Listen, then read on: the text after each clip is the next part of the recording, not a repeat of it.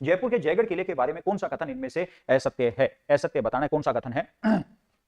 जयगढ़ जो किला है इसकी अगर बात की जाए तो जयगढ़ किले का निर्माण किसने करवाया था? मिर्जा राजा जयसिंह के द्वारा करवाया जाता है।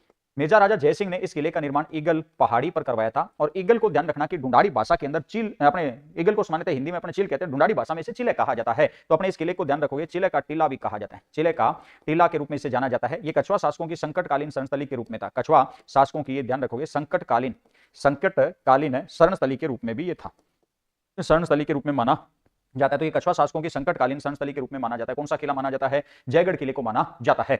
अब एक चीज देखो, जयगढ़ जो किला है इसे ध्यान रखोगे तिलस्मी दुर्ग कहा जाता है, तिलस्मी दुर्ग के रूप में इसे जाना जाता है। तो इसे तिलस्मी दुर्ग कहा जाता है।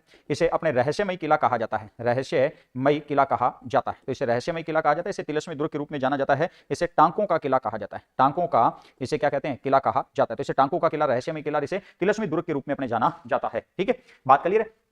राइट क्या रहेगा इसमें? सुदर्शनगढ़।